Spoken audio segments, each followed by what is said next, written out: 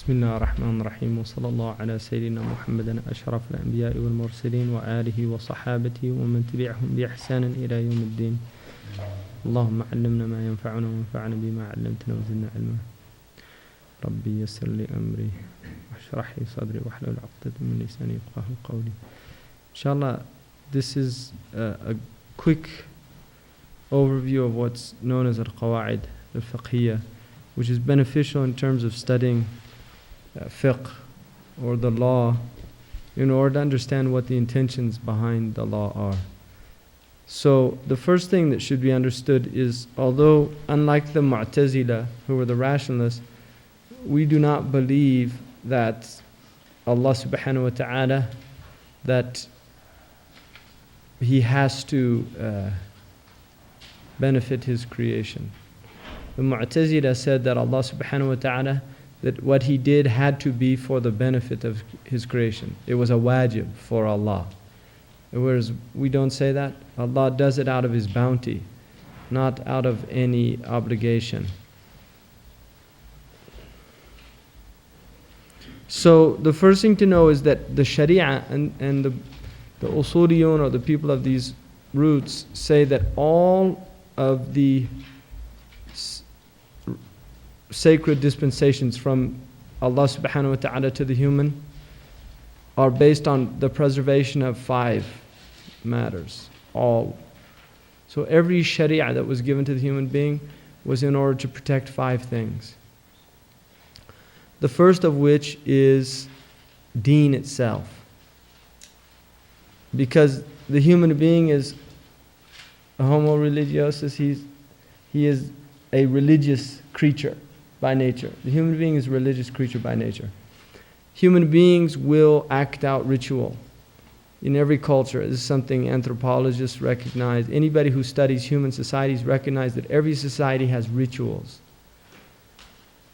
Yet, are those rituals from the human being himself, or are they derived from revelation? This is the difference between the Muslim and the rest of societies. And I'm saying Muslim here in the ideal sense, because many Muslims around the world have fallen into ritual that is not from Allah, and Allah gave them no authority to do that. Many, many examples we could use from the Muslim world for those things. Now, some of them would go under what's known as urf, or customary practice. But others are clearly against the teaching of Islam. For instance, the female giving a dowry in a wedding. You will find that in some Muslim countries where the female is forced to give a dowry because of previous religious traditions that were strong in those cultures. And yet that is against Islam. So that's an example of tradition becoming part of a jahiliyyah, or an ignorance within the culture. So Islam is not against the customs of a people. Islam honors people. Where it goes, Islam acts as a sieve. It doesn't say everybody has to become Arab, right? Like, for instance, when I happen to be wearing Moroccan dress, I'm not a Moroccan. I don't have to wear this dress. There's nothing in my deen that tells me I have to wear this dress, right? Nothing. There's nothing in my deen that says I have to wear a turban. Now, this is not even Sunnah dress, really. This robe, the type they wear in North Africa, is not from the Sunnah. The turban is Sunnah of adat. And some say Sunnah of fada'il, that it's a virtuous thing, because it's virtuous to bury a person with a turban. So many of the scholars have said it is a Sunnah of fada'il, because there are weak hadiths that indicate that it's a good thing to wear a turban. But there's nothing in Sharia that in order to be a Muslim you have to wear a turban. And if you don't wear a turban, you're not a good Muslim. Nothing says that. It's encouraged to cover the head. It's mandub to cover the head. It's a good thing for men to cover their head. So there are adat, or characteristics and qualities within cultures. When Islam comes to a culture, it shakes things up like a sieve. Min khal. And it will separate what is good from the culture and what is bad. And this is why, if you travel across the Muslim world, Muslims aren't all eating Arab food, right? The Arabs have peculiar foods, and even within Arab cultures there are differences. So if you go to the Arabian Peninsula, they don't eat like the Syrians, they don't eat like the Yemenis, they don't eat like the North Africans. If you go to Indonesia, they eat different food. If you go to China, Chinese Muslims eat Chinese food. So these are just qualities and characteristics of culture that Islam leaves within the realm of mubah, within the realm of norm, within the realm of custom. But when the culture has a custom that goes against the teachings of Islam, then it is incumbent upon the people within that culture, when they embrace Islam, to relinquish those things and to abandon them. That's what the Muslim is commanded to do, to leave jahiliyyah, to leave the ignorance of the previous life. So when we do that, what we're doing is we're submitting to a teaching and what we are saying. And this is the power of religion over the mind of the human creature. Because when a human being embraces a religion, what they are doing is they're recognizing there is truth outside of my experience. I recognize that truth and I'm submitting to that truth.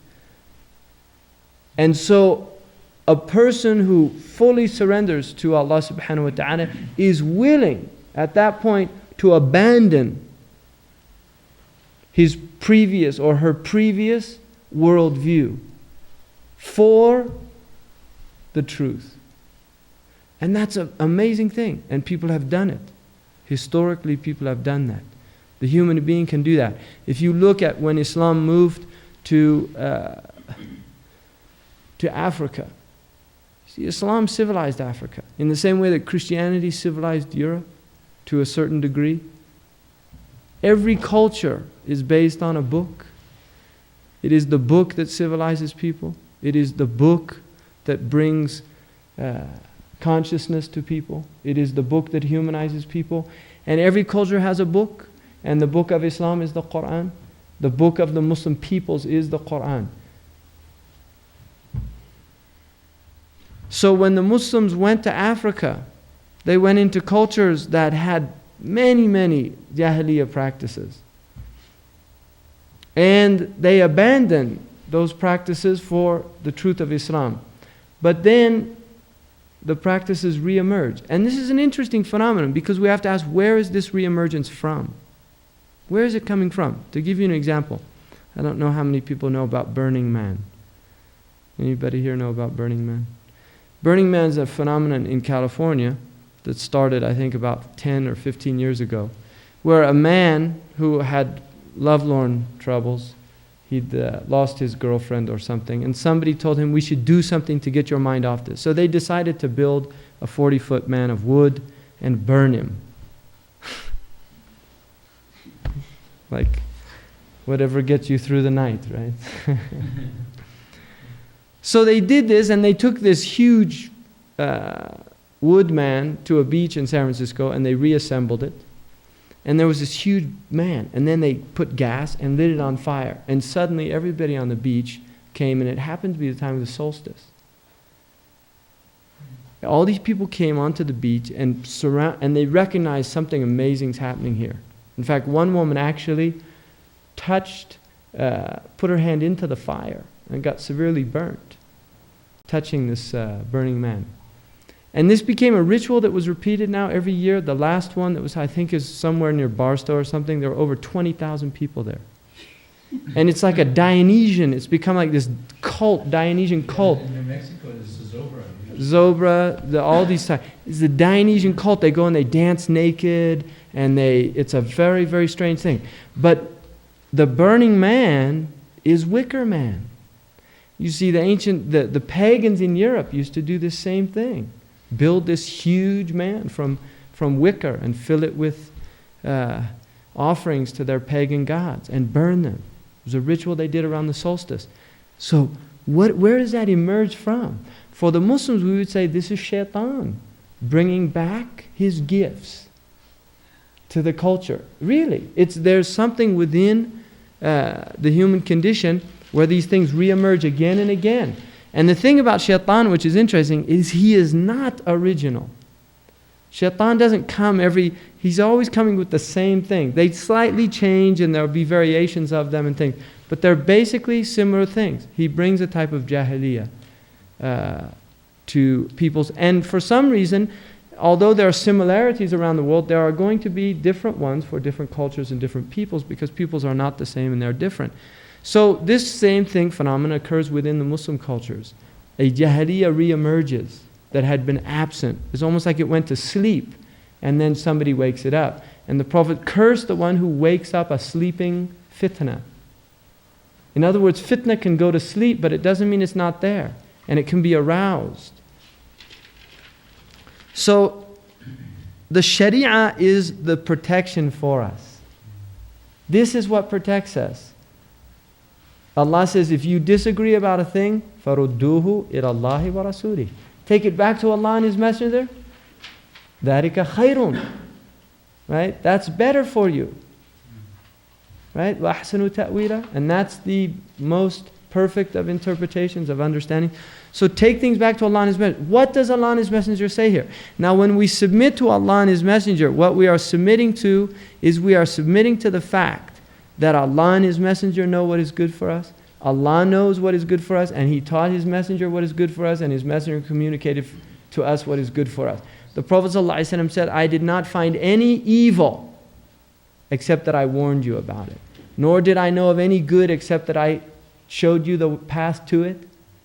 That's a blessing from our Prophet. Everything that he prohibited us to do, he did it because he knew there was harm in it for us. Everything that he told us to do, he did it because he knew there was good in it for us. And Allah is the one who taught him that through Jibreel alayhi salam. So to understand Sharia is to understand that this is for the benefit of the human being. And the first and primary benefit is the preservation of the true deen with Allah, which is Tawheed. The deen is Tawheed. The Sharia will differ, but the deen is Tawheed. And this must be preserved within the human community. What Tawheed does is it frees people from the chains, from the yoke of creation. And the free man in Islam is not like people in this culture think. People in this culture associate liberty, right? It's a Latin word, liber, free. Liberty with freedom. They associate this idea that I'm free to do what I want. Now the problem with that argument is that if the person is doing what their nafs wants, they're not free. They're a slave. That true freedom is doing what Allah subhanahu wa ta'ala wants. That is freedom by definition in Islam. The Abdullah is the only real hur. That's the only free human being. Is the one who's a servant to Allah and no longer a slave to himself. And the one who is a slave to himself is not free and will never be free until he's freed of himself. And this is why in the Arabic language the word for freed slave is also the word for master, mawla. Mawla is from the adadad. It's from the words that have an opposite meaning. Mawla is a master, like we call Allah Mawlana. Mawla is master, and Mawla is freed slave. So the freed slave is the one who is a master of himself. That is the freed slave. And the one who is a slave to himself is a slave and has no freedom. So no matter how much freedom they give people in this culture or any other culture, if they're out fornicating, if they're out chasing their personal passions, if their passions take them to destruction, if their addictions take them to destruction, they're not free, they're slaves. They're just slaves to the wrong thing. They're Abdul Makhluq and they're not Abdul Khaliq. They're a slave of creation and they're not a slave of the Creator. And this is why Amr ibn Rabi'i, his great statement, he's a Bedouin man, comes into the court of Kisra, the great Persian, Khosros. And he asked him, what's this thing you're calling us to? And he said, we are calling you to becoming those who worship the Creator of things and not those who are slaves of created things.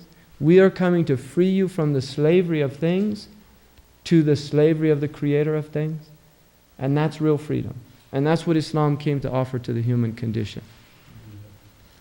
If you accept that, and understand that, then deen is the first thing and the tawheed is the most important thing, because once you understand that Allah is the only one who can harm you, Allah is the only one that can benefit you, then you're freed of superstitions. Look at the superstitions in cultures. They're everywhere, rife. Cultures are rife with superstition. This country is filled with superstition. Why don't they have a 13th floor in their buildings? Seriously, why don't they have a 13th floor? You go to a hospital, they don't have a 13th floor. I'm not making that up. Why? A society built on rationalism? Why does it go from 12 to 14? Seriously, it's an interesting question. Why are people afraid to go out on Friday the 13th? Why are people afraid when a black cat crosses them? Why are they afraid of broken mirrors? Why are they afraid of opening umbrellas in a house?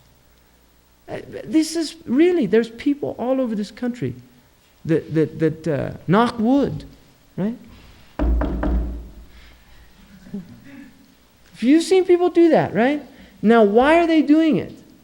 You can say, well, it's just, it's just a wives' tale, they called them, right? No, why are you still doing it? Right? So people are filled with superstition. Islam came to free us from all that. And there are those who say, well, the Muslims are superstitious. Don't you do all these prayers to protect yourself? Don't you do all the... Really, they'll say that. They'll say, you have superstition. Ours is different. I knock wood. You say, A'udhu billahi minash shaitanir rajim. What a difference between the two. Really. One is from reality and the other is wahm. It's just an illusion. So the first is the preservation of deen. And that is primary, because we'll even give our life to preserve the deen. Really. The life has to be even given to maintain the preservation of deen. The next is the preservation of life. Shariah came to preserve life. And this is why if you kill a person, you are killed. لَكُمْ فِي الْقِصَاصِ حَيَاةٌ. You have in retribution life. So if somebody kills a life unjustly, they forfeit their life. And in that is life for the society. It is a deterrent. Right? Deter in Latin means to wash out dirt, filth. You see. It's a deterrent. You have to get rid of it before it spread. Like gangrene. You have to cut off part of the body in order to save the whole body.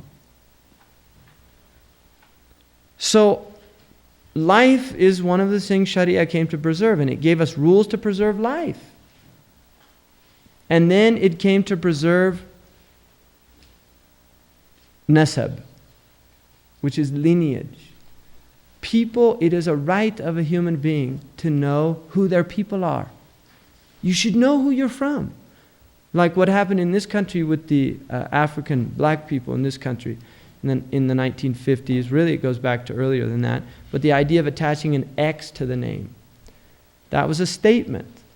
This is what the nationalist movement was making. What they were saying is X is the mathematical symbol for the unknown. And what we're doing is rejecting our slave name, like Washington. See, a black man whose name is Washington, he didn't come over on the Mayflower, right? He didn't come over on the Mayflower. Why does he have a nice Anglo-Saxon name? Because that was a name that was just given to him, right?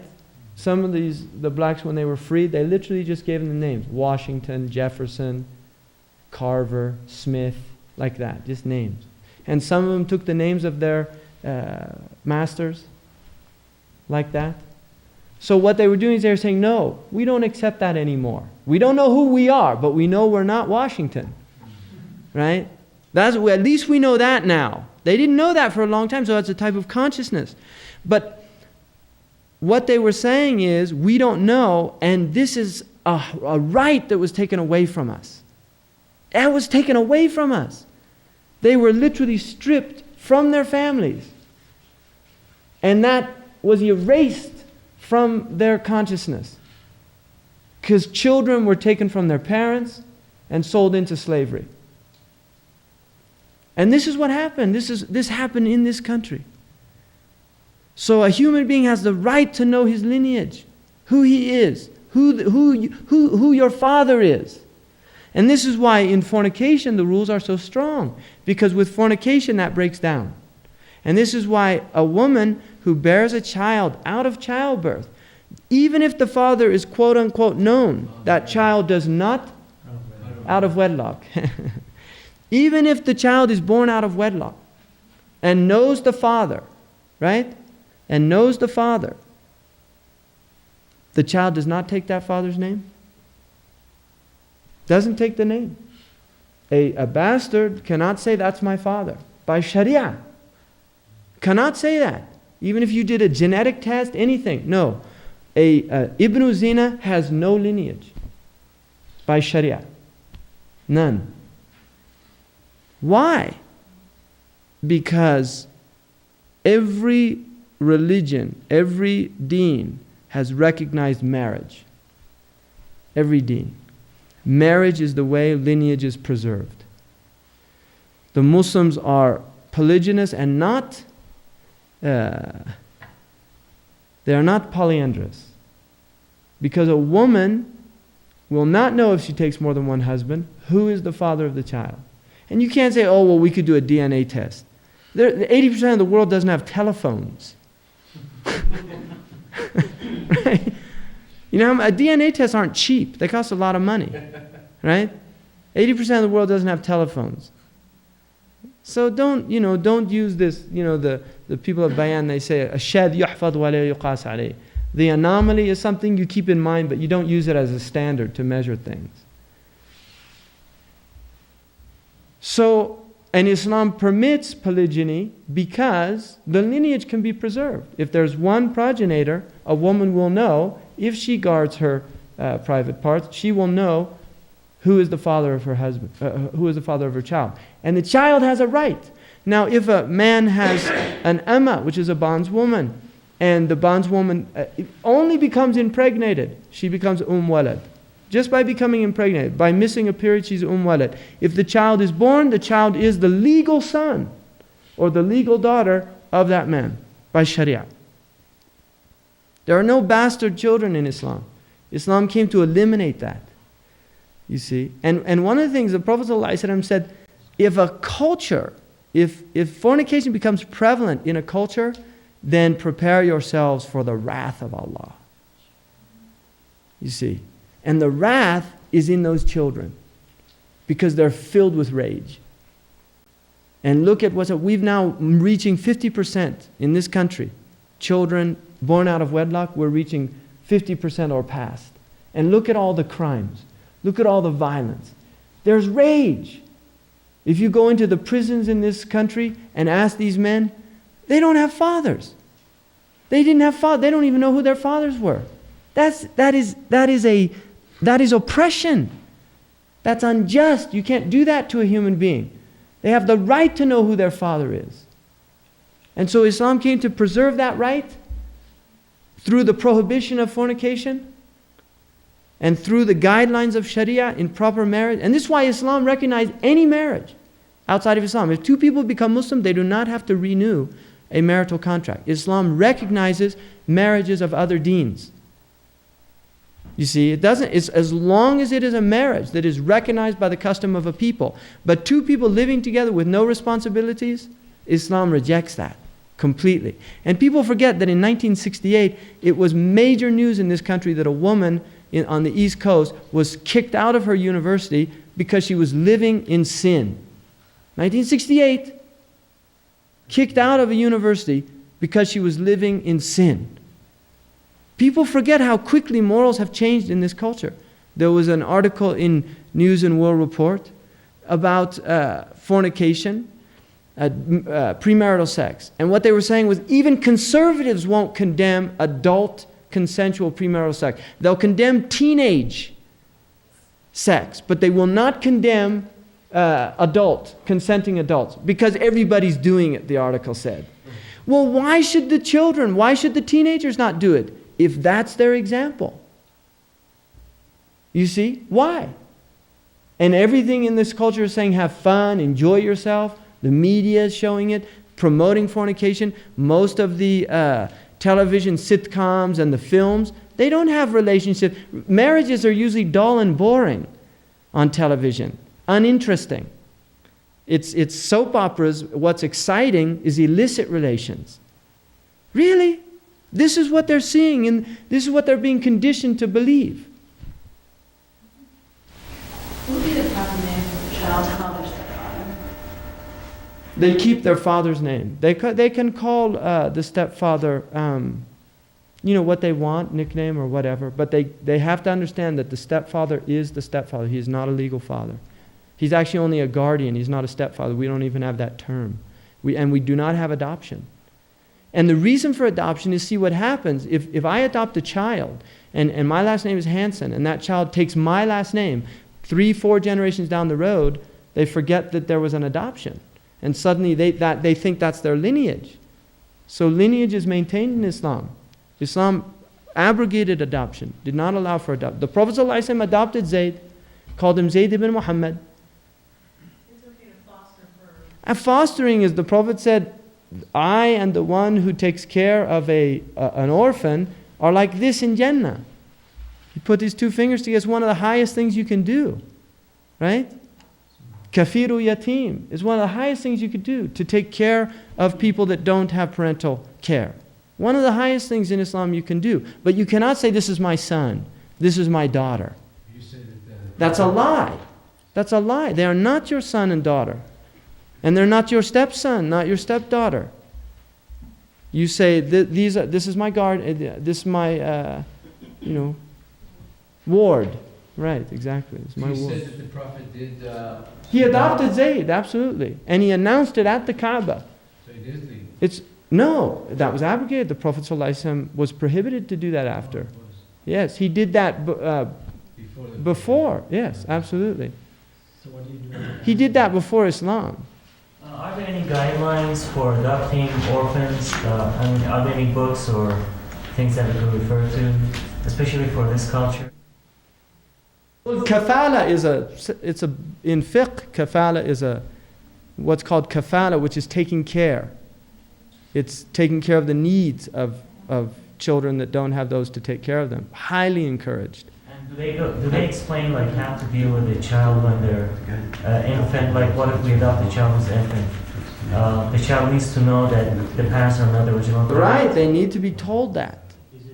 And this is a big trauma in this country for many people who find out that they've been adopted. Big trauma. Is it true that you cannot give the child your last name? Only if it's your legal child. No, but the child that you... Like adopted, yeah, you cannot give it your last name. It has its last name. Even the woman is not supposed to take your name. She's not Mrs. So-and-so. She has her own lineage, and that should be preserved. She's not, she hasn't become you. Right? That's a co-option. It's not part of the Muslim tradition. This is a bid'ah. It's a modern, and it's bid'ah muharramah to do that, to give a woman a name that's not her lineage. No, she has her own. She's the so-and-so, the daughter of so-and-so. And we're patrilineal. The lineage goes through the father. Sometimes, rarely, men were attributed to a woman because of her righteousness. I mean, that does happen. Like Ibn Taymiyyah. Taymiyyah is from his grandmother. Right? Taymiyyah was a woman. So that does happen, sometimes. But we are not matrilineal. We're a patrilineal deen. The deen is patrilineal. So I'm wondering, from what you're saying, first it sounds like a couple, if they were barren, could go through an adoption agency and raise a child as long as they made it very clear to the child. Absolutely. No, they can do what this culture calls adoption. You could do that legally, but you cannot say, this is my child. And if the child is older and they're not Muslim, at that time, can you foster a non-Muslim child, or would you have to teach the child? I mean, obviously you want to teach the child Islam, but how does that work? Like an adult, you mean, to take? Yeah, see, in Shariah, if they've reached puberty, they're not children anymore. Well, I guess what I'm thinking about is, in the States you call a foster parent situation, like if you have a troubled youth, Right. younger than puberty, but not infant, you know. like- No, there's nothing that says you can't help them if you want to. You can do that. Nothing in Sharia says you can't help them. But Hamza, I know a sister who has adopted Muslim children, and the community knows that they are adopted, and they're small. And at one point, as children play, the other children teach them to tell them that that's not your mother, and she adopted them at a very early age. It's the only mother that they know. They tease them? Yeah, other. That's, Lord of the Flies syndrome. Right? And children can be very cruel to other children. That's why you want to have your children around children that are well raised and learn not to do things like that. Not all children tease. Really. You're right. I mean, children should be socialized into respect and should learn that they shouldn't do, and they can. It's not something they can't do, And they will fall into things like that, but they should learn to respect, the feelings of others even at an early age, and that can be done. Yeah. Mm-hmm. I have two questions. The first one was with the bondswoman. Right. She has a child by the man. Then she's no longer a bondswoman. She becomes what's called walad. Right. She cannot be sold. But the child is. And the child is a legal child of that man and inherits and everything. It's the son of that man and takes the man's name. Okay. The second question is, if a woman wanted to take her husband's last name, would that be permissible? If she wanted to take her husband's last name? I don't know. Let me check on that. All right? I'd prefer to, because I don't want to I have an idea and I don't want to give a definitive because I'm not sure. So let me ask Shaykh Abdullah what he says. Or tomorrow Shaykh Abdullah, who's a mufti. The man coming tomorrow is a mufti. What if her last name is not a Muslim last name and then she marries a Muslim? No, it doesn't have to be. The Sahaba had last names, they weren't Muslim. Their fathers were mushrikeen, pagans. Umar ibn al-Khattab was not a Muslim. And name is a name. The name of your father is your father. Whether he's Muslim or not doesn't matter. That's your name. Like my father's name was Hanson. That was his father's name and his father's name and his father's name. Goes back to whoever the first Hans, it means John, right? Son of John, Ibn Yahya. That's what it means. It's just, that's the way the Europeans said, Ibn Yahya, Hanson, son of Hans. Hans is Yohanna.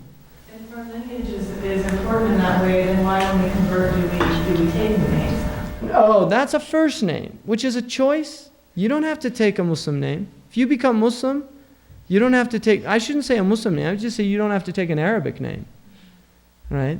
There were many cultures where they didn't all adopt Muslim names. You still go to Shiraz, we have a Shiraz here, we have a Shir. Shir is a Persian name. We have Mehnaz, many names. Right? There are many, many names. Persian names are very common. Even some Arabs name their women Persian names. You'll find Persian names in the Arab communities, right? You'll find Turkish names in the Arab world. That's just something, in many cultures when you convert, even within the Christian tradition, you often took a name.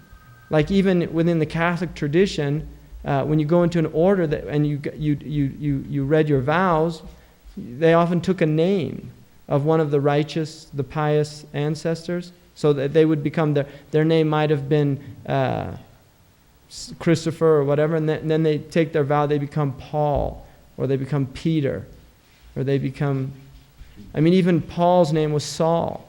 When he converted, he became Paul.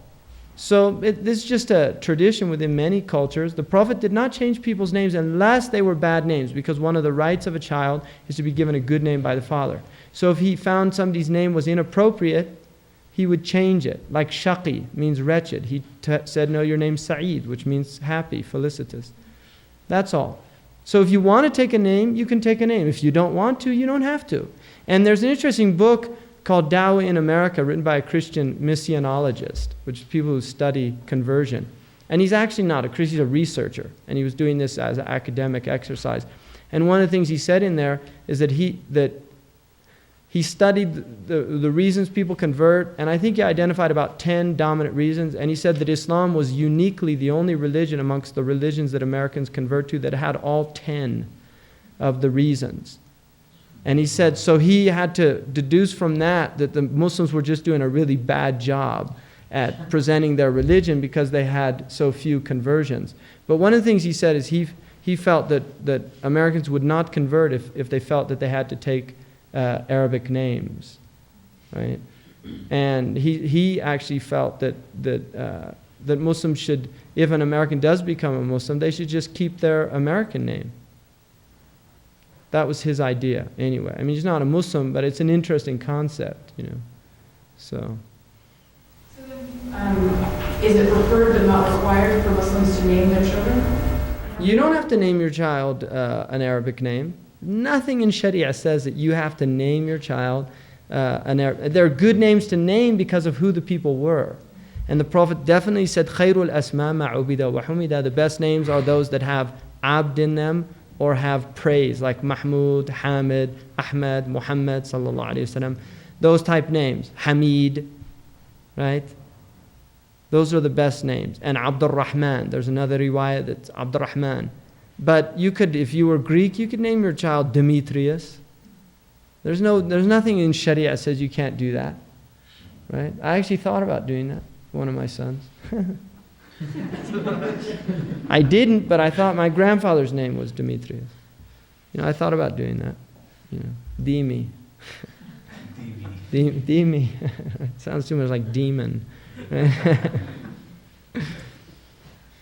So, you know, that's, Nasab is important. First name, as long as you give them a good name, you know. Jurayj is a name that comes in the hadith. And Jurayj is George. And the Prophet praised a monk whose name was Jurayj. And you will find some Muslims that had that name, historically. George, Jurayj. Right? Jurayj is a Greek name, Yorgo. Right? So it's in the hadith, it's in a sahih hadith, Jurayj. Prophet, he was one of the people that, the infant spoke to because, you know the story of Jurayj, the monk?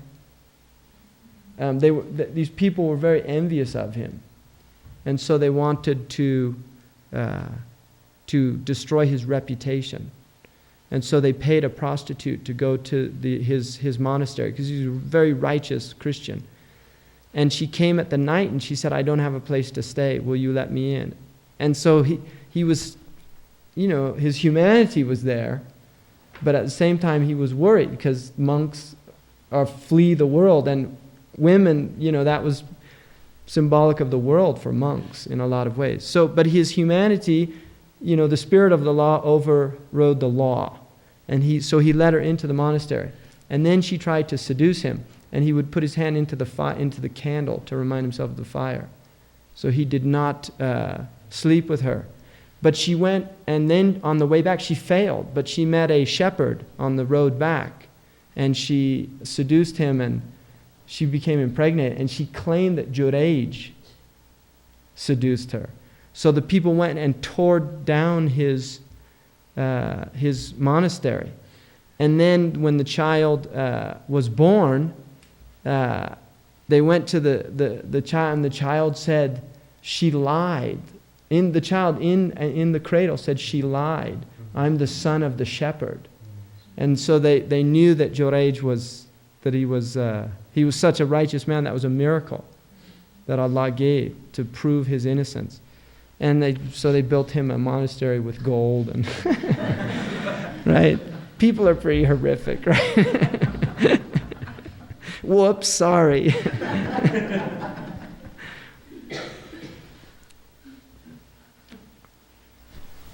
See, how about the other way around? Someone has a Muslim name and they change that. They're coming into- Well, people do that, yeah. They change their names. That's pretty sad. Let's put it that way. I don't know if you could actually say that would be haram to do that, unless he changed his last name, which is prohibited. In fact, the Prophet said that anybody that called themselves by other than the name of their father, that he was free from them. He had no relation with them. That's one of the things you cannot do. So somebody, whose last name was, like Zain al-Abidin, and he changed it to Smith or something like that. Can't do that. But if his name was Muhammad and he came here and he changed it to Mo, that they do that, things like that, right? What if he was a non-Muslim and he changed his last name to a Muslim name after he converted? Well, when I converted, my father's name was, and my grandfather's name were Joseph. And I asked my Shaykh if I could be bin Yusuf. I asked him that. And he said that I could do that. So I don't know. Allah Ta'ala alam. But I went back to Hanson.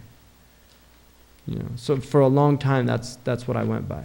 I Arabized my name. And then I just thought, I'm not an Arab. So there's no reason why I should have an Arab name. As I kind of matured and got older, You're young, you're kind of zealous. So then would you recommend for someone to change their last name if they convert? No. No? I wouldn't. In fact, I really have reservations. I don't think they change their name at all. I don't, legally, because I have more problems in the Muslim world when they go to visit with a Muslim name than they would with a non-Muslim name, unfortunately. So, because I've had that. I've suffered because of it. I've been denied entry into countries with an American passport simply because I had an Arab name in my passport.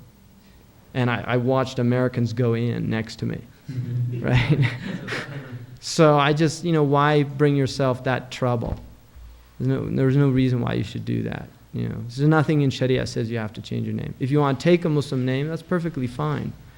I don't think it's a bad thing. I think it's probably a good thing. Just the first name though, right? Yeah, the first name. I wouldn't change the last name personally. Again, these are just, but if you're denying your father, that's wrong to do that.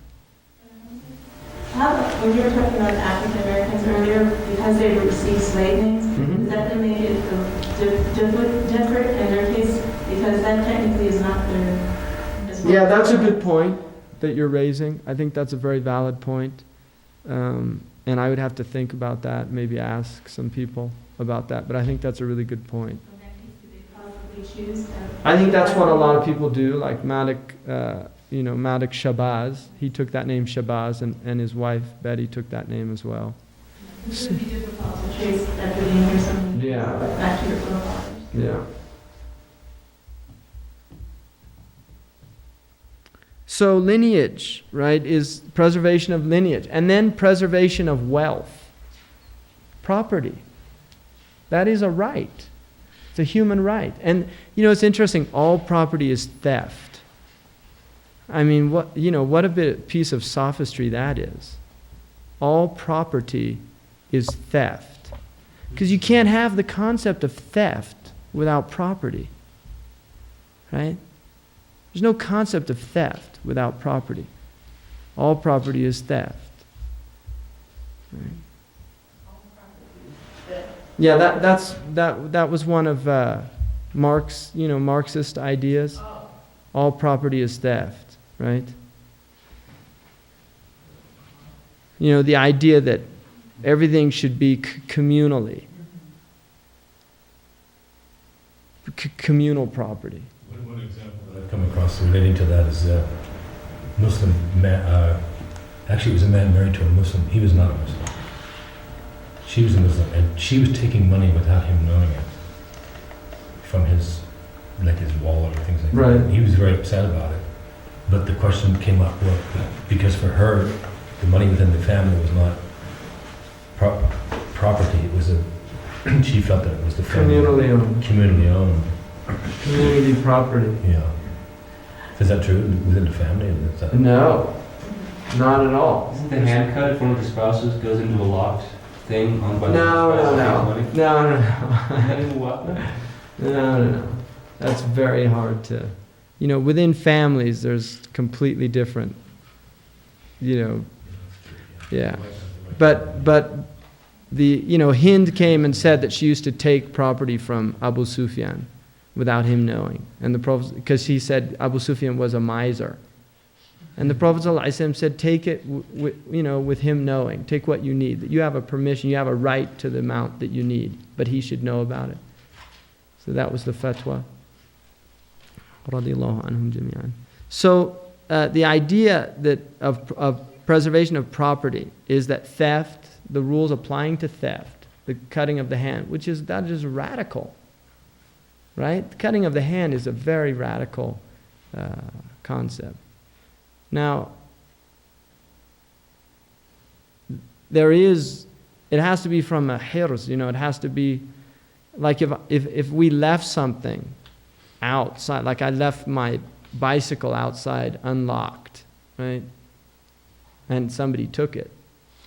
It has to be in a place that's recognized as that you cannot go into it. If you leave something out for people, that is not a hirs, that's not protected area or protected space. And it's interesting, I'll tell you something really interesting about Sharia. If I go to Hakim and he's got a bunch of money in his hand and I start fighting him, beat him up and take his money, there's no cutting of the hand there. That's called ghasab, a ghasib. The cutting of the hand is when it's done furtively. It's very interesting. I mean, the idea is that if you're a ghasib, there's more, it's less dishonorable. In other words, at least you're giving a person the opportunity to fight for his property. But if you steal it from him without even giving him that opportunity, it's like you've reached the depths of depravity. No, if you hurt them, then there's diyat. There's diyat. There's blood money, and there's retribution. That's different. But somebody what they call a mugger, who comes and takes, as long as they don't have a weapon. If they have a weapon, then that's actually the worst form. That is armed robbery, which the punishment is death. You see, armed robbery is even if they don't kill anybody. If a man goes into a store with a gun and points that gun at a person, then the punishment is death. In fact, very severe. It's one of the worst things you can do, because the society, the one thing that people should feel within a society is security in their being. That is the most important thing, is feeling a sense of security, which is protection of self. Human beings should feel safe in their homes and safe in their streets. They should have that sense of safety. You shouldn't have to worry about who's this guy behind me. People should not have to feel that fear. So the Islamic laws are very severe when it comes to these fundamental breaches of human rights. Or not human, I don't like that word, of shari'ah rights. Because we don't have human rights. We have legal rights that are given to us by Allah, not by solely our humanity. They're given to us from Allah. God-given rights, thank you. That's the old-fashioned way of saying it. Human rights is a modern concept. The idea of parking meters and making people pay for a space for a certain amount of time. Yeah, that would go under maslaha. I mean, technically, the government could do that if it was seen as a maslaha. Traffic laws generally go under the rules of masalih al-mursala, which is where there's public benefit. So technically, because the reason there's traffic laws is to protect people's lives. So by the Sharia, you should follow traffic laws. You should follow traffic laws by Sharia. In fact, some of the muftis had said that if you purposely go through a red light, you should say astaghfirullah. Yeah. Because it's endangering other lives, and those laws were established for public safety. And that relates to Sharia. The Sharia honors that. In fact, it incorporates it.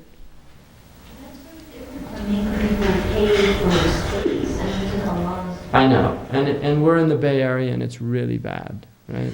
Because making people pay for parking spaces. right? When I was young, we used to, I mean, it's the old days, right? We used to go downtown, and you weren't supposed to, I can't remember what they called it. What do they call that? Loitering, or, right? We used to put money into the meters and just sit, in the parking space and say, hey, we rented this place.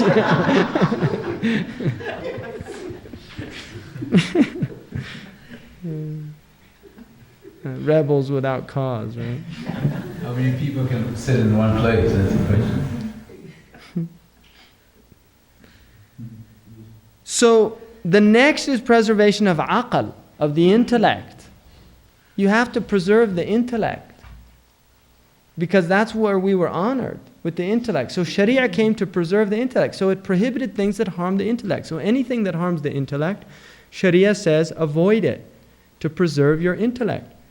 Like intoxicants. They harm the intellect. And now the amazing thing about it is, 1,400 years later, oh, by the way, every time you have a glass of wine, you destroy all these brain cells. Right? Literally, you kill brain cells. And then there's people who say, well, we've got so many, that's okay, right? I mean, we can afford to lose a few, right? Right? The problem is, how do you know you're not losing the right ones, right? Maybe it's the reserve ones that you don't lose. It's the ones you're using, right? Because we're only using I think it's 0.01 or something. It used to be 10% of the brain, and then it went to 5%. Now they say it's less than 1% of the brain is actually being used, right? Latest I mean, these are theories, obviously. But the reason they got that information is because they had people that were hydrocephalic, who had literally less than 5% of normal brain mass, born with that. And they had normal IQs and went to universities and got degrees. Right? With literally less than 5% of what the brain mass that we have. And I really think in some ways, Allah Ta'ala alam, this is purely speculation. I have absolutely no evidence for this. But I think in some ways, what they call a fath from Allah, an opening, like I think people like Abu Hamid al-Ghazali, they were probably given just massive amount of intellect. It was opened up for them. People like that. Because you wonder, how these people could write what they wrote. Man writes 400 books and, just the things that they knew. And just sitting with some of the people that I've sat with, like Murab al-Hajj, who's mastered, he's mastered around, 15 sciences, that just one of them, if you master that in your lifetime, that is a major accomplishment. I'm not making that up. Just the Arabic language, if you mastered that in a lifetime, nowadays, that is a major accomplishment.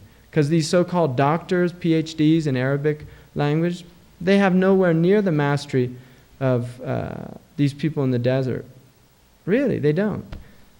So, you just wonder, what is all that massive cerebral power to do that? Some kind of opening from Allah. It's an opening, quite literally. Allahu Ta'ala. So where did we go? We said the light, the deen, nafs, right? Nasab, wealth, and intellect. Those are the 5. Now there's a 6th one which is called the ird, and honor, which is added often. And most of them put that under nasab also, that it's your lineage is part of your honor. But here, these are the rules that prohibit slander, calumny, accusing people. This is why, even if you see a person, you go into a room and there you see 2 people, they're not married, and something that shouldn't be happening is happening. It is haram for you to go and tell anybody. Haram. You have to veil them, and that relates to their right to honor. And part of the reason that you veil people is because if people become known for doing wrong things, tawbah is harder. Do you see what I mean? Because people will always see them as, oh, that's the guy that used to own the liquor store. Seriously, he might have made tawbah, but people will still bring up that years later. And I've seen this in Muslim communities. Somebody will literally make tawbah, and yet it will be brought up, Oh, by the way, did you know he used to own a liquor store? Right? So what about this Qadi thing and 3 witnesses and uh, 4 witnesses? 4 witnesses. If you veil it, so we don't talk about that. We don't want to press charges if there's witnesses. No, you don't want to press charges. You want to veil people. But 4 simultaneous witnesses is not. Almost impossible. That's a. But if it is happening, you still want to veil it? Yeah, it's a public Yeah, act. how could you be veiling that? That has to happen Public in act. public, yeah. 4 people, and you have to, 4 people that actually see penetration. And the way it's described in the books is like the, you know, the kuhul, the kohl, the oud, the stick that goes into the kuhul bottle. It has to be like the kuhul, the stick into the kuhul bottle, or like the bucket into the well. That has to be seen by all 4 people. Can't just be a man on top of a woman. I mean, it's, I don't know. I think, you know, if somebody came into the room, the first thing they do is, whoop, you know, shut the door and get out of there. They're not going to go start going and investigating, right? Let me make sure I'm seeing what I'm seeing is really happening. I just don't imagine that. And you have to have a very strange person that's going to, you know. I mean, the Shariah is there to veil people. It's not there to expose people's faults. And the Prophet didn't want to hear it. A woman came and confessed to him. You know, one man went to Abu Bakr and he said, I committed fornication. Abu Bakr said, did you tell anybody? He said, no. He said, then don't tell anybody. Make tawbah. It was still bothering him. He went to Umar. Look what Umar said. Did you tell anybody? This is from the same school. Did you tell anybody? He said, Abu Bakr. What did he say? He said, don't tell anybody. Why are you telling me? Don't. Say astaghfirullah and don't tell anybody. And it was still bothering the man. He went to the Prophet ﷺ, and the Prophet had the had punishment established, you know. And in the one riwayah of the woman who was stoned, who confessed, she was stoned after giving birth, after nursing her child for 2 years. She still came back, and she was stoned.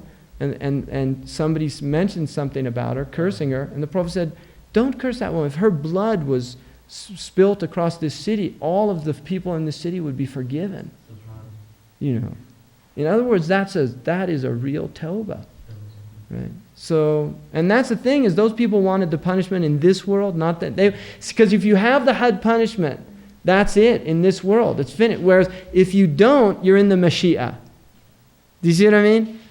They were worried about, is this tawbah going to be accepted? So, and historically there have been very few people that have been punished. And another thing about Sharia, in confession, if a person leaves the pit, you have to stop. If they get out of the pit by their own volition, then you have to stop.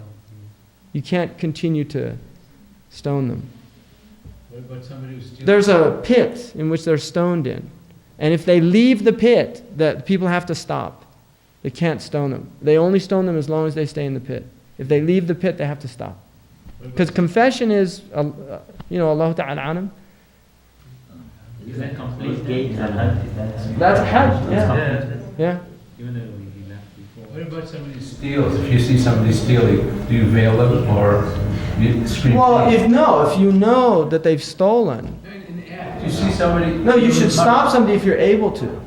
You should stop them from stealing. You scream, stop, thief! Yeah. Yeah. You do that. Yeah. Sariq, sariq. They're not tied down in the pit or held down? No. It's up to them. Yeah. Very few people historically have been killed that way in the Muslim world. Really, very few people. And it was not a common. There's probably more nowadays. Like Arabia just does it too. And stuff a lot. I don't want to go into that.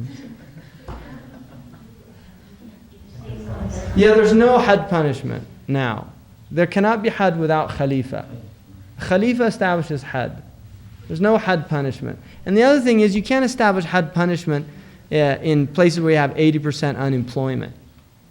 I mean, you can't, the Prophet said, "La qat'a fi maja'a." There's no cutting of hands when there's famine.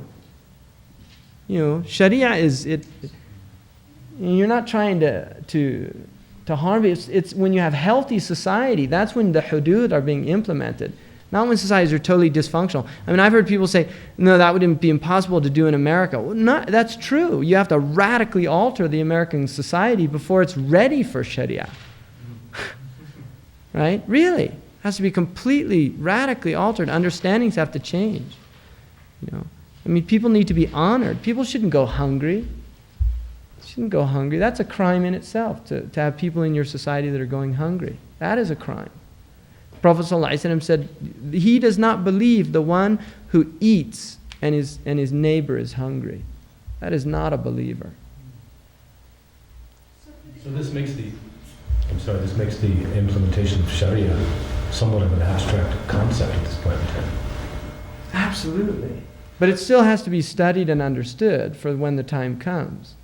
I mean, there always have to be people that know Sharia, whether it's being implemented or not. And the Prophet ﷺ told us that the first thing to go would be the hudud, the rules of governance. That would be the first thing it would go. He said it would go step by step till nothing remained but the prayer. And that's the time we're in now. We're just clinging to the prayer and to fasting. And we pay zakat out of conscientious behavior, not because we're forced to. In the olden days, they had zakat collectors came and you paid zakat. There's still a pattern for our lives, the Sharia. I mean, even though that you can impose upon yourself, absolutely. I mean, we shouldn't we? Absolutely, yeah, to the best of our ability. But I can't, in America, I can't establish a had. If I have a community, I was in a community where a woman and a man did commit adultery, and there was a mufti there who was asked, Shaykh Shaybani, very excellent mufti with a lot of taqwa. He was asked what to do. He said, if she made tawbah, accept the tawbah. And just veil her and don't talk about it. That's what he said. Just veil her and accept the tawbah. Don't ostracize them, right? It's a bad time, part of this condition that we're in. So with the Sharia courts in the countries, would they be wrong passing? Well, technically, if King Hanson is, he's the ruler of his country, and he's called Amir al-Mu'mineen in his country. That's what he calls himself, Amir al-Mu'mineen. What's that? You said it has to be under a Khalif? Well, technically the ruler of a country, because even though the people of Sunnah and Jama'ah say that there should be one ruler, the Prophet indicated towards the end of time there would be many rulers. So technically, if a ruler did establish Sharia, like in Sudan, that is valid, that they do have that authority because they are a sultan. Because Islam prohibits anarchy. There always has to be some government. Even if it's a non-Muslim government, there has to be some governing body. You cannot have anarchy.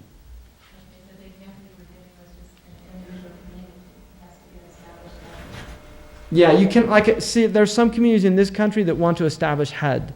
They can't do that. Then it becomes vigilantism. And who are they to do that? They don't have the authority by Sharia. Allah did not give us that authority. I mean, I can't just declare myself Khalifa of California, and take bay'ah with me, and then if somebody does something wrong, I tell some of the brothers, go out and, whip them. I can't do that. Right? I can't do that. In California, it's possible. Right, in California, right?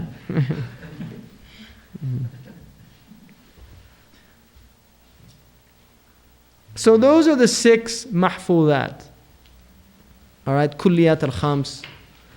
And that's what Sharia came to protect. And all of the rules of Sharia can be found to something related to those things. All of them. If you look.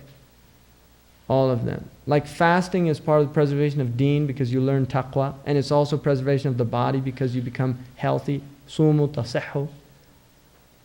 The rules related to prayer, preservation of deen. Also preservation of intellect, because one of the things about prayer is that it balances the intellect. People that don't pray have more psychic troubles than people that pray. Even within cultures. Like in this country, people that pray, the Christians have done a lot of research on it, but there's physicians, Dawsey, what's his name? Larry Dawsey. Very interesting research has been done. People that are religious in this country, whether they're Christian, Buddhist, other, have lower blood pressure, lower heart disease, right? So there are benefits in these things. Even in other traditions, there are benefits that are bona fide. The 5 most important principles in the principles of jurisprudence.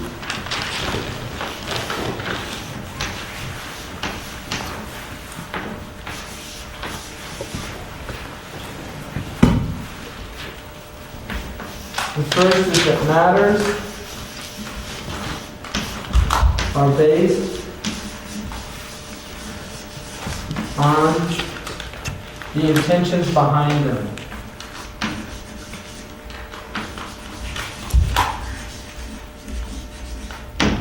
What does that mean? That umur bi maqasidiha. That in Sharia, you have to look at what the intention behind the affair is, the amal. And that is what things are based on, and nothing else. So if a person says, Anta tariq, insha'Allah, you're divorced if Allah wills, that you have to ask the person, what did you mean? Did you say insha'Allah because you wanted just to make tabarruk with the name, take a blessing by mentioning Allah's name? Or did you say, if Allah wills, you're divorced? Because if you said Allah wills you're divorced, then the divorce isn't binding. So you have to look at what intentions are behind actions and what intentions are behind matters. And then certainty is not lost because of doubt. Right? Certainty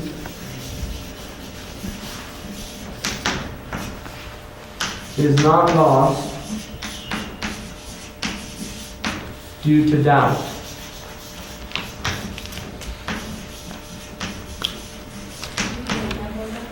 An example of that would be if I'm in prayer and I entered into prayer with certainty that I had wudu, and then I start doubting it, I do not leave my prayer, I finish my prayer, because I went in with yaqeen and nothing will take me out but yaqeen.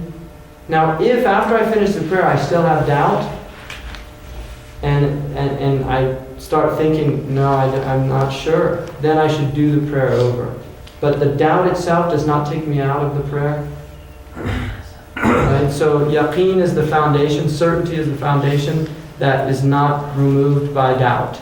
But if it's certainty that you didn't do it. No, then you have to leave. Yeah. But interestingly enough, if I'm an imam and I go into the prayer, Allahu Akbar, and I pray 2 rakats, and then I realize that I didn't even have wudu when I went into the prayer, if I leave the prayer immediately, once I realize that, then the prayer of the people praying behind me is sound, because there was certainty while I was praying.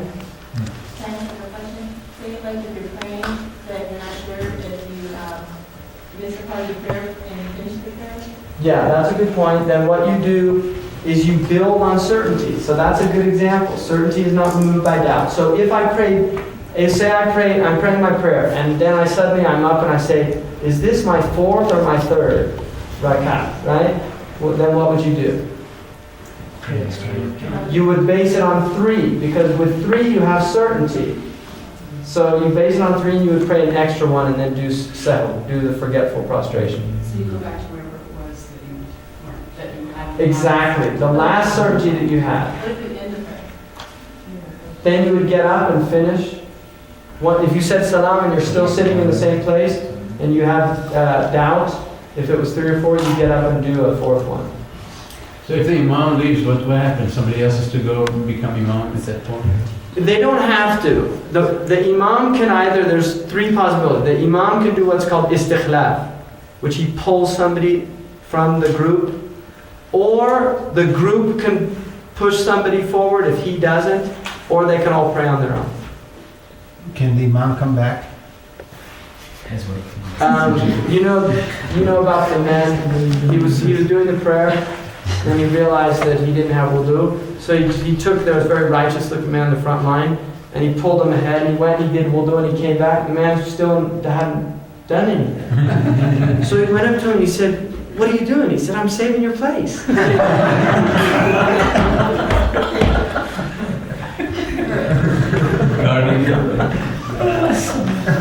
That's actually Ibn Jawzi relates that with an isnad in his book on fools and simpletons.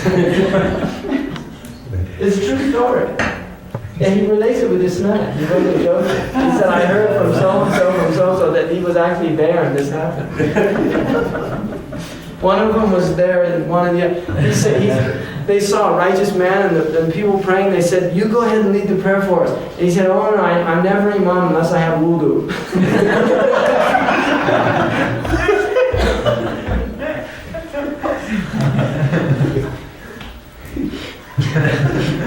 So the next one is called difficulty necessitates facilitation. Difficulty necessitates facilitation. In other words, al-mashaqqatu tajlib al-taysir. If there's difficulty, the Sharia says things need to be made easy for people. Because Allah, yuridu bikum al-yusr, yuridu Allah bikum al-yusr. Allah doesn't want difficulty for you. He wants ease. He gave us the Sharia to make things easy, not to make them hard. And so, لا تشددوا على أنفسكم فيشدد الله عليكم. Don't make things hard for yourself, because Allah will let you do that and then you'll destroy yourself. So don't make things hard. Things are meant to be easy, which does not mean things are meant to be easy. It means that the responsibility should not be undue duress. It shouldn't be to the point where, that you're really having a hard time. You live in a place where it's daytime 20 hours a day and 4 hours it's nighttime. You don't fast 20 hours. You work it out to the closest place if you want, or some people say Mecca. The point is that you don't, because that's mashaqqa. It's harmful for the body. If a woman's pregnant and the doctor says don't fast, or she feels that it's harmful for her fetus, she doesn't fast. Right? Allah says, no, don't do that. Don't destroy yourself. If it's hard to do something, Allah gives us ease. If you can't pray standing up, you pray sitting down. And that's a principle in usul that we have to understand. I mean, the deen is not, Allah doesn't need us to torture ourselves. It's not, there's no benefit in that. What if you're pregnant and the pregnancy is causing like harm to the person? Should you have the child anyway and take the risk? If a physician says that the pregnancy has become a danger to the life of the woman, then the pregnancy can be terminated by Sharia. But if he doesn't, and that would be a judgment call. But the woman's life is over the life of the child by Sharia. As long as it's unborn, it's over the life. The woman's life is over the life of the child. So there's no time period until where she's allowed to, like where if it's too late, it's too far gone? No. If they feel that, if a doctor who's knowledgeable in his field feels that there is a serious danger to this woman in continuing the pregnancy, that she probably will die. There has to be a probability. غَرَبَةَ الظَّنِّ. He will say, if this continues, this woman is going to lose her life. So then if she goes ahead and takes a chance and has it anyway? It's not. But she could do that technically. I mean, what if she dies? Is that haram? If she went to the doctor, though, Allahu A'lam. I mean, if she went to the doctor, generally you don't have to go to a doctor by Sharia.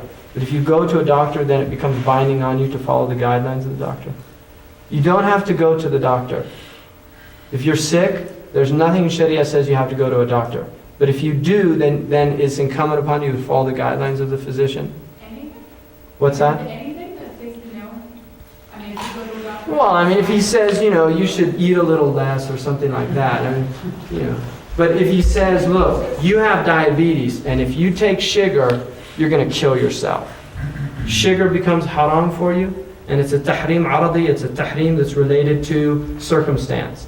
It is not haram by its nature, but because of a special condition, it becomes prohibited for you. But if you never went to the doctor, then you don't have to follow that guideline. If you die, mashallah, you die. But by Sharia, you do not have to go to a doctor. What if you doubt their... You can go to get a second opinion.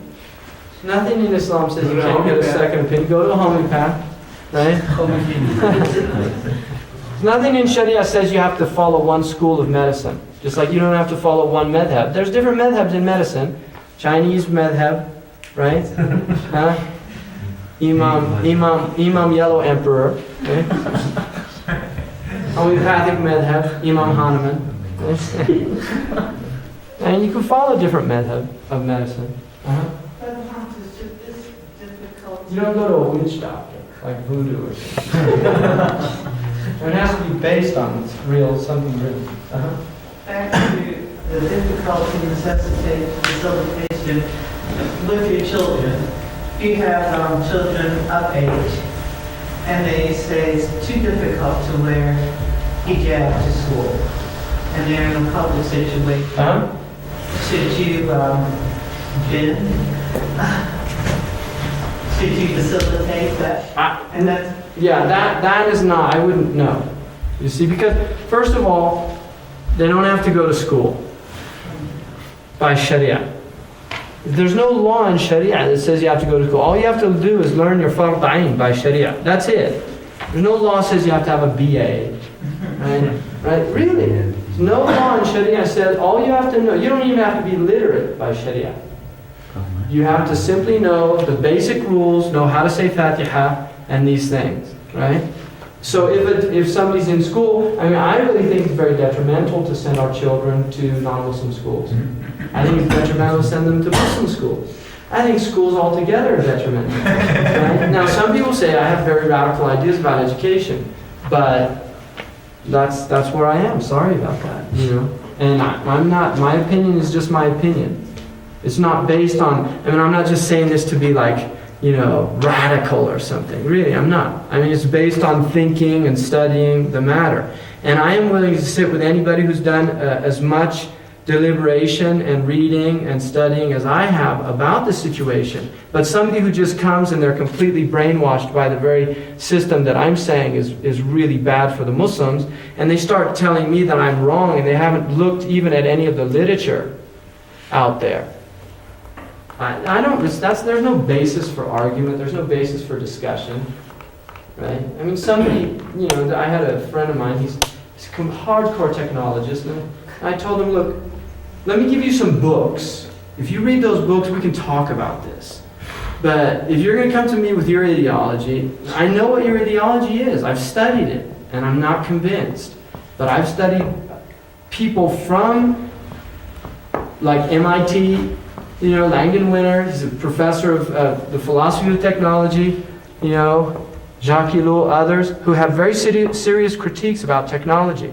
Which is not saying all technology is bad, but there's questions there, there's philosophical implications to technology. If you're willing to do the studying and research, then we have some grounds for discourse. But if you're just going to, you know, tell me you're wrong and I'm right, no. And it's not fair, right? You know, opinions have to be based on something. It just can't be, you know, no, you have to base it on, it has to be founded. And I'm perfectly willing to admit, I know, and I am with absolute certainty that, you know, I make a lot of mistakes. My judgment is not, you know, it's not soundproof. No, I make mistakes. I could be wrong, right? I could be right. You have to listen to the argument, decide for yourself, right? But don't just say because you disagree with it and you haven't really given it thought. That's not, there's nothing there. Are there any alternatives that you suggest for Muslim children? For school? For schooling? I think very small groups of, you know, like a homeschooling effort type, within small groups. I think, you know, there's ample evidence, there's an argument about socialization, that schools provide this thing called socialization. I think there's ample evidence to really disprove that. In fact, children actually usually turn out much more humane when they're not exposed to the quote-unquote socialization that goes on in a lot of schools. I have two questions then. It doesn't necessitate or neglect the responsibility of the mother just because the man may or may not. And no, that's a good point. I think that's a very good point. I told one group of women, I said, you know, women have a jihad, and their jihad is men. And that's a hadith. A woman in her house is like a mujahidah. She has to put up with not only the children, but the big child a lot of times, right? And she's a mujahidah. And so one of these women, this question and answer this, and asked me, well, why should we do our jihad if the men aren't doing their jihad? And I said, because you don't want to lower yourselves down to their level. I mean, why should you abandon your jihad because the men have abandoned their jihad? No, get your reward with Allah. Really. Get your reward with Allah. Why? So, I mean, that's a good point. I'm glad you mentioned that. What was the point? that what I was saying about the fact that men have these double standards, right? That they're in disguise in this culture. Muslims are literally in disguise in this culture. And yet the women are not. They're out front. You go to the grocery market with a hijab, and that is a statement.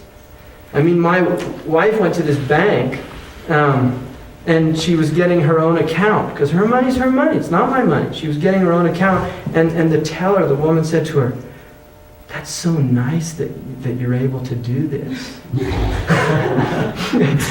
Really, she's looking at this hijab and, wow, you can get your own account. Well, what's he going to do next? Let you drive a car? Right? See, because that's the way a lot of these people think. They just think that automatically the best ones are these, Muslim women that are like PhDs and doctors with the hijab, because that's just like, wait a second. Huh? You must have got it in Karachi. No, it was Harvard, actually. My second question was, the Nuremberg principle, sometimes has been used for fighting halal meat in America. Is that... Okay, good point. Meat is not a necessity in Sharia. And in the old days, most Muslims used to eat meat if they were wealthy, middle class, once a week on Friday. And if they were poor, on the Eids. Why do you think we sacrifice on the Eid? It's to give people that all year have not had meat. So traditionally the Muslims were literally semi-vegetarian. The Prophet was, technically, the Prophet ﷺ would go under that category. He was not a meat eater.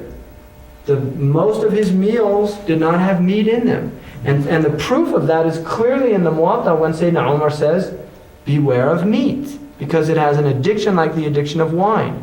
And the other hadith, in the Muwatta, there's a chapter called Bab al-Lahm, the chapter of Lahm, chapter of meat. Both are from Sayyidina Umar. And Umar, during his khilafah, prohibited people from eating meat 2 days in a row.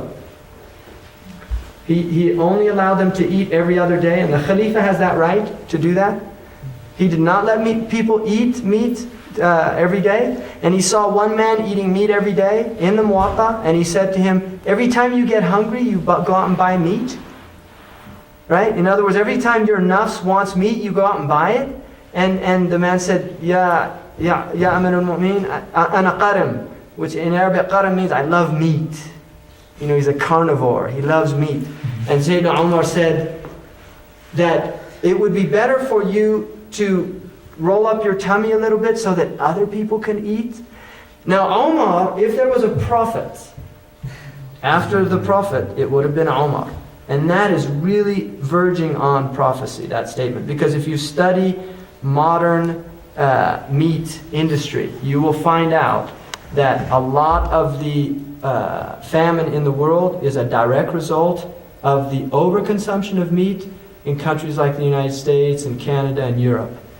Because the amount of grain that is needed to produce 1 pound of meat, right, is much greater than the amount that you need to produce grain itself. So, and beef in particular. I really recommend Rifkin's book Beyond Beef, because it's an extraordinary book. It's interesting. Baqarah is also, chapter of the Quran. Kill the cow, because beef eating societies are, just have massive impact on the environment, on natural resources, on all these things. And traditionally, the Muslims were not cow eaters. They were sheep and lamb when they did eat meat. Which, meat is not, cow meat is not, it's not haram, it's not makruh. So I'm not saying that. What was the author? Jeremy Rifkin. It's called Beyond Beef. I'm wondering what your opinion is about the argument that, particularly like in high school situations or sometimes on the job, that Muslims are interacting and are forced to interact with people of the other gender. And then when they come into Muslim circles, they have no interaction with people of the other gender. And that maybe there would be some benefit for Muslims in Muslim circles to have respectful interaction, because otherwise, particularly like in the high school situation, they start dating non-Muslims. Right. Because that's who they learn, that's who they get to know. Right. This is a big problem in this country. I mean, it's a major problem. The delaying of marriage is a problem by Shariah, because it's better for young people to marry early. Sayyidina Ali was 17, Fatima was 15 when they married. And that's really when you have serious problem. That is the real period of trouble, is that what they call here kind of an adolescent period. In more traditional cultures, people begin to act like adults at about 11, 12. Really, they do. I mean, it's quite interesting to meet a 12-year-old Mauritanian boy as opposed to a 12-year-old American boy. There's an incredible difference in the intellect and maturity. So that's a problem. In terms of what's called ikhtilat, there's really nothing in Sharia about ikhtilat. It's not a traditional word, it's not a word, and that's the word modern Arabs use for mixture of male and female. The first community, I find it really hard to believe that they were as obsessive about these matters as some modern type of Muslims. Personally, just from my own reading and things like that, I think there's a basic adab that's expected. You'll get into some differences of opinion, like in the Maliki school, the face of a woman is not considered a part of her awra, her nakedness. So it's not prohibited for a man. It only doesn't look upon her with lust to see her face or her hands by Sharia. Now there's other opinions that the face of a woman, particularly a young woman, it's that a man should not look at it. And the ayah in the Quran, قُلْ لِلْمُؤْمِنِينَ يَغُضُّوا مِنْ أَبْصَارِهِمْ, tell the believing men to lower their gaze. There's some, difference of opinion about that. The Malikis understood it to mean one way. Some, Fakhruddin al-Razi mentions the min there is for tab'id. It's for lowering the gaze, not completely, like looking down like this, but not contemplating her mahasin, her zina, not looking upon her lustfully, things like that. So you're going to get difference of opinion that are related to cultures. And the ulama talk about when times get corrupt, it's preferable to be more strict, to interpret things on a more strict, because you have a lot of just bad people. And unfortunately, in a lot of the Muslim countries, the behavior of the men is quite frightening. I mean, Al-Dahai, you were just recently in a country, in Latifa, in a country, where the men's behavior is shameful on the street. The goggling of women, shameless, thank you. There's a shameless behavior on the streets, the goggling of women. I mean, even in some of the quote-unquote strictest Muslim countries, you're shocked at the type of accosting that goes on to some of the women. And I have personal friends, Americans that have lived, who became Muslim, and these women went with their husbands, and they're shocked, because these things don't happen to them in this country. Really? And these come from Muslim men. Now, I really think, this is fasad. I mean, this is corruption. This is the fasad. The society has become corrupt. And at that point, women, we need to protect our women from that type of abuse, because by Sharia, that is abuse. In fact, the ayah in the Quran about the hijab is in order that you are not abused, not accosted. It's a protective measure against those type of people.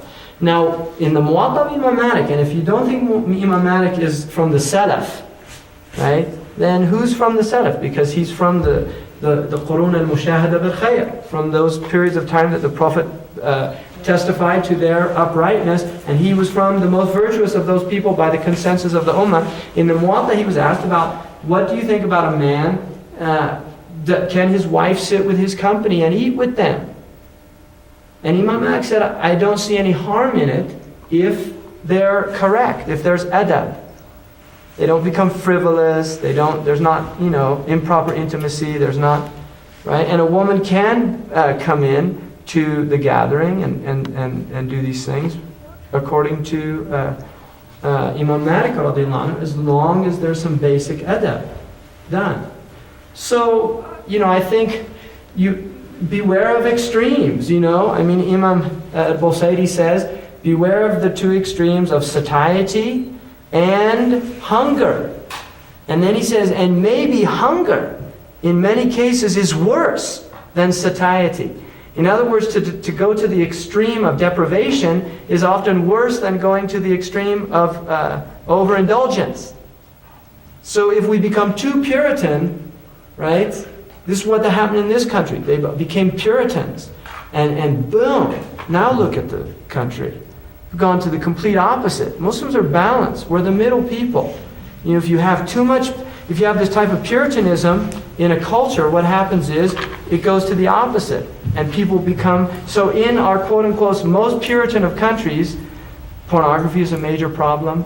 The accosting of women is a major problem. Rape is a major problem. I mean, this is a reality. You see?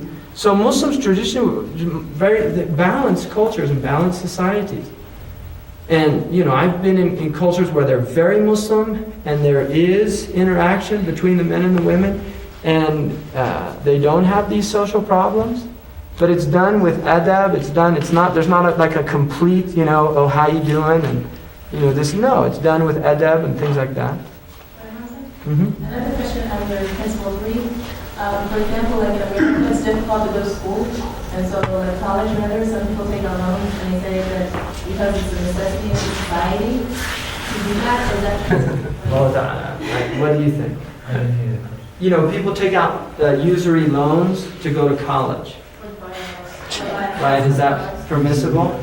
It's not according to what I was taught, and I don't know. Maybe there's 1-800-FATWA. You get all kinds of answers, but again, college is not a necessity, nor is making a lot of money. You know, in Sharia, necessity is literally when one of these 5 things is endangered. That is necessity. If you want to understand necessity, when prohibited things are permissible, mashaqqa tajlib at-taysir is not to that extreme. There's another qa'idah which says ad-darurat tubih al-mahdurat. This is not the same principle here. A car or a home. As far as I know, a car is not a necessity. That renting is, you can rent. A house is not a necessity. In America, a car, Allah Ta'ala. I mean, I think there might be a case for people in terms of livelihood, being able to support their family and things like that. Allah Ta'ala. I don't know. So I'm just going to say I don't know about that. I really don't. I don't know.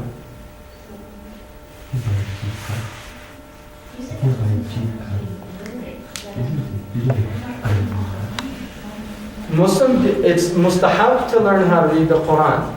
After Fatiha and one surah, memorized it by heart, it's mustahab. It's not a wajib to learn how to read Arabic. Well, iqra means recite. That's the primary meaning of iqra. The vast majority of Sahaba were illiterate. The Prophet said, Inna ummatun ummiyya, we're an illiterate people. La naktubu wa la nahsubu. I mean, reading is encouraged very strongly. And it is a fard kifaya that there are people in the community that learn grammar, learn these things. No doubt. And it's highly encouraged. But you can't say it's a wajib. In other words, an illiterate person is not in a wrong action. They don't have to make tawbah from being illiterate if they learn their fard ayn through oral teaching, which is traditionally how much of the teaching in Islam was done. Many women, very righteous women historically, did not know how to read or write, but they knew their fard ayn and things like that historically. Hamza, as far as like the university or college, is it clear to seek knowledge? Okay, seek knowledge in that. Whenever you see knowledge, alif lam, seek knowledge, al-ilm, it is talking about Sharia knowledge. Now that includes fard kifaya. In other words, there has to be enough people learning the kifaya sciences. So that seeking medicine, there has to be a group within the community that is fulfilling these obligations, but not everybody. So is it the community's responsibility to ensure that the district, in order for them to get education, is making allowed to take out loans to provide that service to the community? Well, I mean, I don't know. I don't know too many people that are going to university now to fulfill a fard kifaya. And the proof is they don't know their fard ayn. And you cannot seek a fard kifaya until you learn your fard ayn. Right? So they're just deluding themselves. Right? And to give you an example, the Bay Area, there's one doctor to about every 100 people. In Mauritania, there's one doctor to every 10,000 people. Right? So, a Muslim going to California to practice medicine, he's not fulfilling a fard kifaya, believe you me. Does the point of difficulty depend on individual, or is it determined by? No, there's rules. I mean, the mashaqqa is clear when there's undue duress. And in certain situations we know, like if you're traveling and you're finding it difficult to fast, then you can break your fast. But some people could handle different levels of certain kinds of... And it would be at the individual level, absolutely. That's a good point. It would be based on an individual. Some people can endure things that other people can't. I mean, to give you an example, Shaykh Khatri, when he was here, he had an eye operation. The physician wanted to give him anesthesia. He refused it. And he's a Bedouin they're tough. And, he's an older man. He said, I don't want anything that affects my intellect. And he asked the doctor, is it going to affect my intellect? He said, yes, but it's going to hurt. He said, I can stand the pain. I don't want something. I'd rather bear the pain than have my intellect affected. So they actually did a cataract surgery without him having, and the doctor was amazed that, he was amazed that he did. But I mean, I lived with those people. I saw a man, this really heavy camel loaded, stepped right on his foot and just walked, and he just, like that, just kept walking. I was like, What's that? No, the doctor gave him a choice. He said, you don't have to do this, but I'm highly recommending it. Yeah, had he told him, I will not do the surgery unless you do this, then and even Shaykh Khatri said, I don't mind going blind because blindness is a kafara for wrong actions. So he said, I don't mind. If I go blind, that's Allah is purifying me of wrong actions. He said, in fact, he was worried about getting his eyesight back from the cataract surgery and the lens replacement. Because he said, he realized the cataract, it's like kafara, and so he's kind of, that's a level of taqwa, I mean, mashallah. The Prophet said, tadawi, use medicine, it's not a good thing. Now, the next one, the fourth is called harm is removed. Ad-darar yuzad. Harm is removed. Now, this is a really important. To give you an example, it is prohibited for us to expose our nakedness. But if there is a reason, because out of fear of harm or actual harm that's present, then we can expose our nakedness to a physician, for instance. So if we find like a lump, if a woman finds a lump in her breast or has pain, she can go to a physician and expose that. Now, if it was a Muslim woman, then that's still all right because the breast is not naked for her, right? But if it was a non-Muslim physician, there was no Muslim physician in that area, then this is an example of ad-darar yuzad, right? That you have to get rid of harm.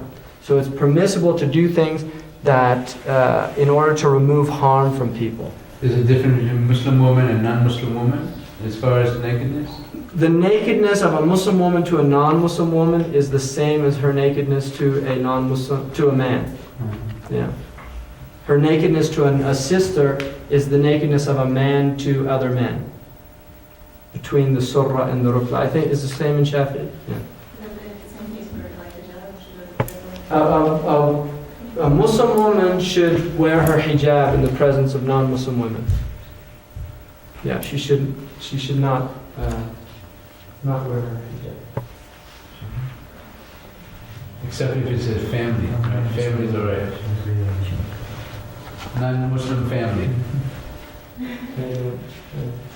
What do you say to her? Your mother. I mean, it has the same hukum. Hukum doesn't change. Yeah. So it's the same. It's same hukum. And there's a difference. Islam makes a very strong separation between kufr and iman. It's a barrier that's put up. Hijab means barrier. That's what it means. It's a barrier. None of my family is Muslim, and I live with my sister. So it would be a difficult thing to always own that. that is at least living, and there would be some kind of... Let's wait till Shaykh Abdullah comes tomorrow, okay, to do that. Because I don't like giving Sharia opinions. Too much responsibility. I'm not camping out. I just really, I don't feel qualified to do it.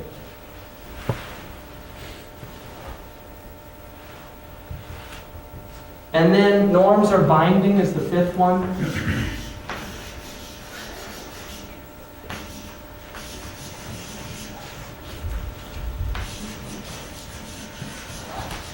In other words, the Sharia recognizes norms within a society, what's called urf and ada. And for instance, if it's an urf in a culture, to say, for instance, the way they divorce would be like a word that maybe the Sharia doesn't mention in the books, but that's the norm in that culture. Like to say, you're free. Right? Anti harra.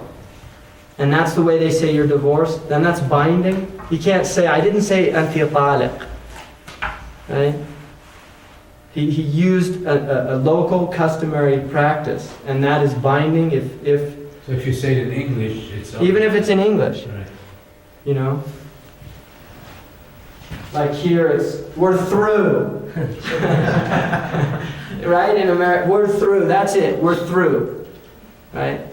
That could be binding if that's the intention. This marriage is dissolved. It's over.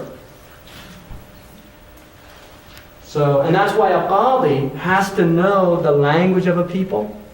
He has to know when a qadi comes in, he has to understand the people's psychology. He has to understand their mentality. Imam al-Shafi'i said when he was in Iraq, they had a very, very high level of discourse. And then he went to Egypt. The Egyptians were less sophisticated than the Iraqis, and he said, I had to take my, nazaltu fa nazaltu fa, he said I went down and down to explain things more clearly to them. Because in Iraq, he was talking at a level, the Iraqis were very sophisticated, cultured people. When he went to Egypt, they were, more simple. It's not saying there's anything wrong with that. You say that we can wait till Shaykh Abdullah, who does not understand this culture, comes here? No, he knows it very well. He's lived here. In fact, 4 years is the time. I thought Shaykh Abdullah from Mauritania. No, I'm gonna tell him all about it. Oh. But like Shaykh Abdullah, if you live in a place 4 years, right? Isn't it 4 years? Nisbah. I didn't mean him. Like Shaykh Abdullah used to be al-Ahsa'i, right? Means he's from al-Ahsa. Now he's al-Portlandi, because he lived in Portland for. It's where you got the Portlandi. That's what Imam would say. Now, these five, is there any order if there's a conflict? I mean, each one of them have different qualities. There is something related to what's called darurat, hajiyat, and tahsinat. And that is how things are categorized. There are things called necessities, and those are things in which the 5 kulliyat are jeopardized. And in that position, that's always above hajiyat. So for instance, food is a necessity, and that's why it's permitted to eat pork if you're dying of hunger, because pork is from the, it's from the, is pork a haji, is from hajiyat? Shaykh Abdullah, is pork prohibited from tahsinat? It's tahsinat, isn't it? Because it's qadirat. Pork. It's tahsinat. Yeah. Pork is from the 3rd category, from tahsinat. Like najasa is from tahsinat, which are those, I mean, if you look at the way I was taught, with the people I studied usul with, they said that the darurat are like the shelter. It's a necessity to have shelter. And the hajiyat are like the doors and the windows. And then the tahsinat are like the furniture in the house. This is numbers here, that's what you said? No. This is related to categorizing things of level of importance. In medical language, you'd call it triaging. In other words, like in an intensive care unit, if somebody comes in, his head's chopped off, and then there's a person next to him that's saying, I've got a really bad headache, you deal with the guy with his hand chopped off. You don't worry about the headache until, right? Oh, no, headache. Hand chopped off. Yeah, his hand chopped off, you can deal with the headache.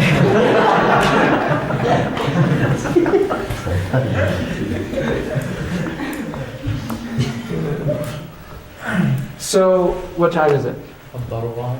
8:15. وإذا قضى على الأصل 10 minutes for the Yeah, the 5. أقصد إذا قضى على الأصل يعتبر ضرورة. Yeah, the 5. The deen, nafs. Yeah, I explained that to him.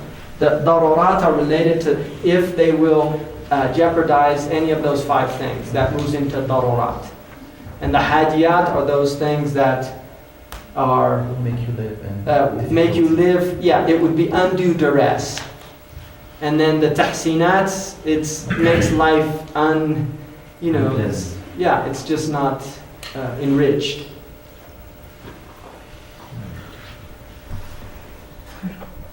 Anything else? I'd like to. Oh, Hamza, inshallah, wants to make shahada because he's never done this officially. So, alhamdulillah. And this is, mashallah, Abdul Hay's son. And so, we'll just, bismillah, we'll say the shahada, inshallah.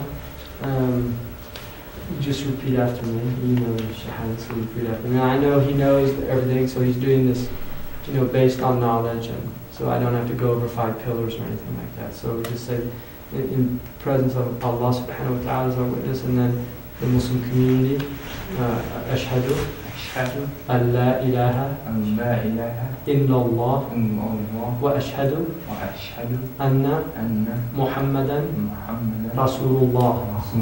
Ashhadu an la ilaha illallah wa ashhadu anna Muhammadan Rasulullah. Ashhadu an la ilaha illallah wa ashhadu anna Muhammadan Rasulullah. Sallallahu alayhi wa sallam. Alhamdulillah. هنيئا هنيئا. That's, it's a big thing.